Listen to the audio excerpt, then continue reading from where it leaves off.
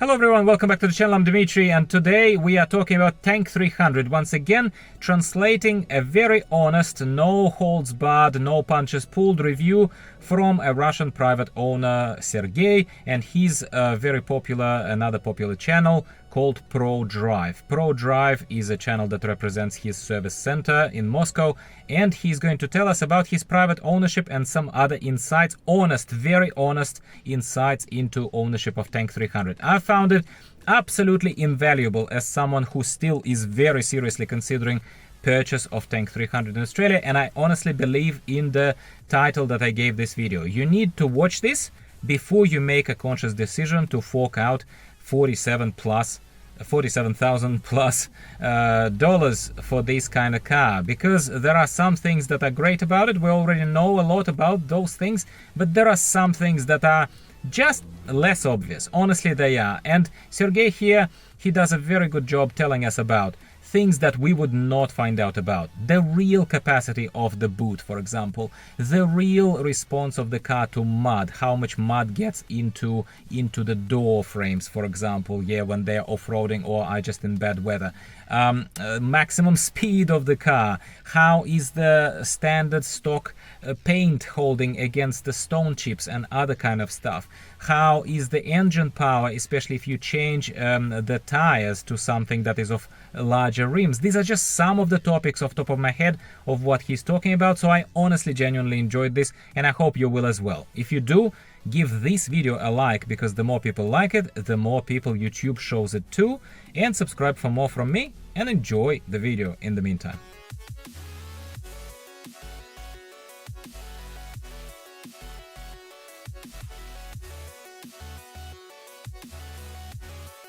Biggest plus of Tank 300, according to Sergey here, is in the winning looks, boxy looks of the car. It looks brutal, I completely agree, especially with some relatively minor aftermarket changes added to the car. Mainly in this particular case, we're looking at the wheels. The 17-inch standard wheels, Sergey says that they are first most horrible and probably the worst feature as far as the exterior of the vehicle is concerned. And I'll add from me personally that it's obviously subjective. So they ordered China-made 20-inch wheels for their Tank 300, installed those, and I have to say, once again subjectively, that it does look like the car changes very, very substantially in its optics and its appearance. You let me know in the comments down below if you agree. I think wheels are a very massive differentiating factor. And yes, again, subjectively, I think it looks better. Talking about the engine, Sergey says that a lot of people in Russia are reaching out to his auto service center. Yes, he runs an auto service center for an aftermarket boosting of the engine power. Apparently they're doing some cheap tuning, and apparently they're able to safely, according to them at the very least, boost the engine power by about 50 horsepower, lifting it by about 50 horsepower. Don't ask me exactly how they do it, I have no idea, but he says that they've already processed 70 orders on this kind of work.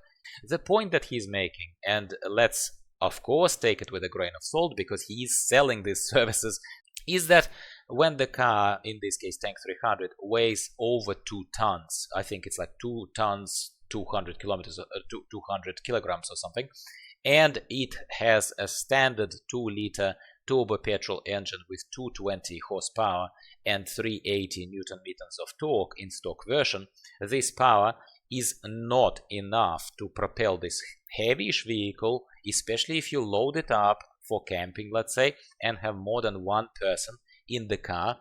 He says that Tank 300 slows down considerably if you change the wheels, basically to larger rims, but don't do anything about boosting also the engine power, even by relatively a little bit, but 50 extra horsepower is substantial, I suppose. I do not know if you did that in Australia, let's say, I do not know what it would mean specifically for your manufacturer warranty and for your insurance. This is what you need to take with a massive grain of salt and do your own research. If you are planning to aftermarket modify your car, it is not usually coming for free, so to speak. You need to absolutely do your own research and make sure that you are not voiding some sort of very important clauses in your manufacturer warranty if you do something of the kind. You'd also be interested and probably shocked to hear that Sergey here, who drives long distances between towns in Russia, said that Tank 300 handles 190 kilometers per hour, no problem, on a highway. 190! Process that, my friend. With this box aerodynamic, yeah, these people are absolutely crazy, I know, but it's insightful about what Tank 300 can handle, I suppose. Wouldn't you say so? I'm just taking what I can out of this piece of information, and so should you. But do not try it at home, please, I beg you, do not. At least don't tell me that I told you to. Another minus is the boot space. Sergey comments here on the tailgate, how it opens exactly, and that it has no automated assisted kind of closing assistant, and it requires a relatively considerable physical force to close the tailgate properly. And I remember it from my Jeep Wrangler that I had. It had a very, very steel, almost felt bulletproof tailgate that required quite a bit of a force to close. Here apparently it's similar, but our host here shows us that without folding the rear row of seats, the boot is actually very small. For a Jeep-like boxy body of the car like this, it does look very, very small. I agree with him, and he doesn't have much in the boot right now, as he demonstrates to us. But there is clearly not all that much space even left for anything else. So it's disappointing. I honestly, as a car camper, I need to go there with a big ruler, basically, once again, when I'll be considering this car, and that's what you should do, rather than just jumping into ordering one head forward. It's clear that the roof rails allow you to add extra storage space, yes, but that's extra. And it's not something that you're getting your money's worth from the manufacturer in this particular case. And it will be important again for people who are relying on the interior space of the car for car camping. One extra point that Sergey mentions here is that for Tank 300 you can buy a ton of different personalization and modification options right now online, presumably order online, fender widening, reinforcement of the bumper, cosmetic changes of all kinds of sorts, for the headlights, for the front grille, you name it. He also says that it almost makes him feel that there is currently more aftermarket tuning options available for Tank 300 than even for the classic Jeep Wrangler. But that's a steep competition, of course, simply purely from how long these cars have been on the market. So yeah, we are not going to fight that or defend that. Another minus he's talking about is the construction of the rear wheel arches. Is very, very weird, where the part of the fender, if you like, is on the door, on the rear door as you open it, while the other part is obviously here over the rear wheel. So at the dealership you wouldn't care, or you might think, oh, that's even cool. But apparently when in off-road use, or even just simply on muddy, rainy kind of roads, all of this area that he's pointing out gets incredibly dirty. We would have to take his word for it. And also he says it's not just a matter of washing it out, it's hard to wash all the dirt and mud out from under all of those little rubber lining pieces and padding pieces. There are lots of little holes, nooks, crannies, and he says it's not an exaggeration, it's really annoying, and you would need to buy another aftermarket little plastic padding kind of appendage, so to speak, that I don't know exactly what he's talking about, but you apparently buy one, attach one somewhere there at the back to protect at least some of that arch from the all-penetrating mud. The model that he bought doesn't have seat adjustment, positioning, storage, like memory storage, like you adjust the seat and the car remembers where you have adjusted the seat. It doesn't have it. It also doesn't have apparently blind spot monitoring. It doesn't. We would have to check if our Australian version has it, or if it's just the electronics and the kind of the set of features for Russia, but this is something as a mental note I am taking and you should take as well. He is also pointing out that there is a space here in the front, obviously ideally designed for the wireless phone charger, but apparently it's not included even in the model that is not the base model that he is sitting in, because the proof of that is very simple. He has a sunroof and the base model doesn't have sunroof. So even in that model with the sunroof, there is no wireless charging. Okay, Next, multimedia and infotainment. So he points out that there are fantastic cameras, 360-degree view, and all that kind of stuff. And I understand where he's going with this. I agree. Haval and Tank both have really, really high quality cameras. It absolutely is a plus. He's going on to say that there is no wireless Apple CarPlay or Android Auto. I know that I have recently partnered up and advertise occasionally my kind sponsors and their deals the same way. Yeah, I kind of talk to you about how they don't have wireless Android Auto or CarPlay connectivity, the cars I talk about, but I swear that the original video that I'm translating here contains Sergey unpromptedly saying literally the same thing as I do. It is perplexing that they still have no wireless CarPlay and Android Auto at the tail end of 2023, start of 2024. What's up? It costs virtually nothing, especially if you use one of my discounted promo codes that are linked in the description of this video.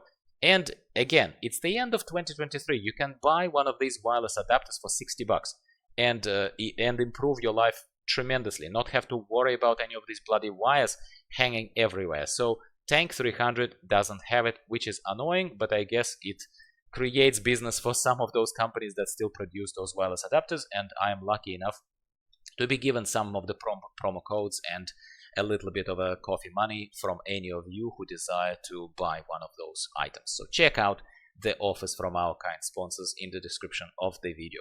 And then we're seeing here a demo of how weirdly and badly the cup holders are implemented in Tank 300.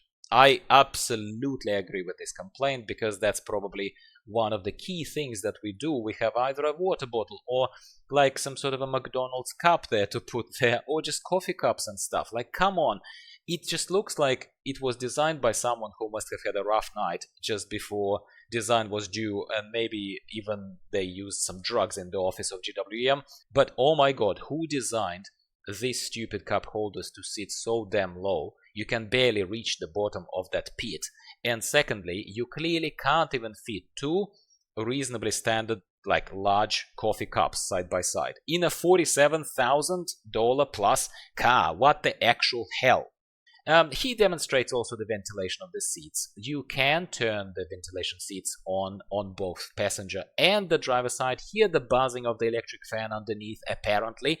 Feel the flow of the air for the driver, but not the passenger. He says that he tried this in a few of Tank 300s, because let's not forget he has a service center, so he has seen a few of them. And maybe, yet again, it is a defect on the line exporting Tank 300s to Russia, but not to Australia, let's say.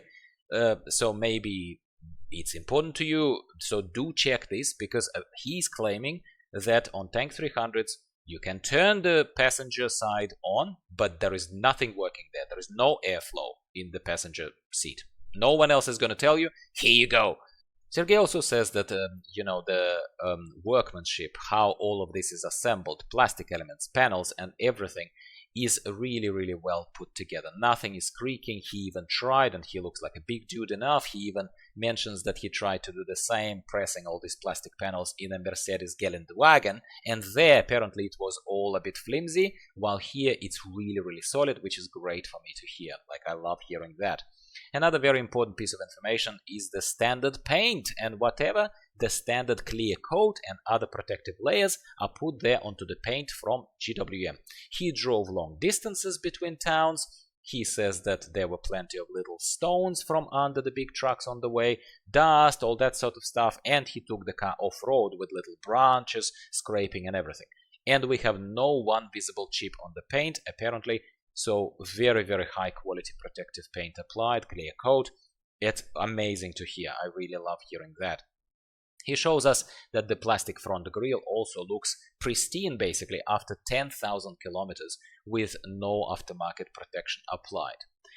When you drive at higher speeds, and yet again, I don't know if our top of 120 in Australia would even cut it as a high speed in Sergey's book, probably not. Apparently at high speeds, he could hear very noticeable wind howling in the driver's side A-pillar here. But again, he told us that he drove at like 180, 190 like Mad Max Fury Road, so maybe that's why. Also, apparently the standard music and Infinity made speakers are very high quality if you're a music fan.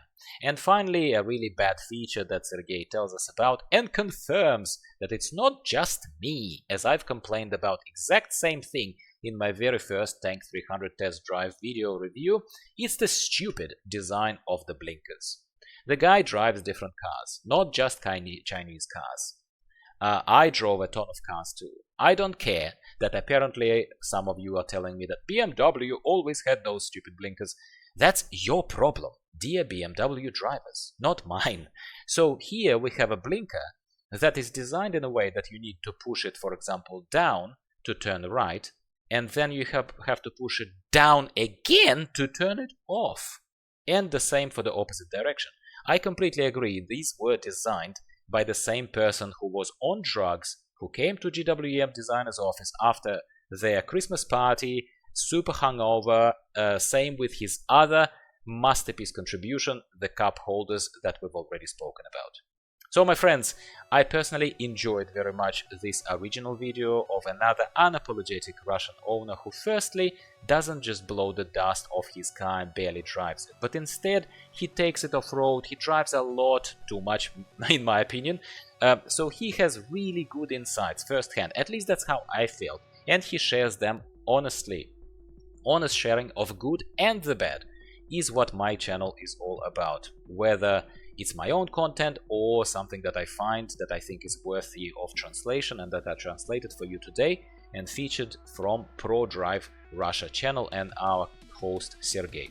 I hope you have enjoyed this video, and as always ask you to not be lazy and give the video a like before you leave, especially if you have watched all the way until this point. You are special. Thank you very much for watching the whole of it. Otherwise, why do I bother recording these videos, right? Please like the content if you are a supporter of this channel, and subscribe for more. If you are not subscribed yet, what are you saving yourself for? Your first true love? I don't judge, mate, but come on, subscribe for more and be done with it. Goodbye for now, and I'll talk to you next week.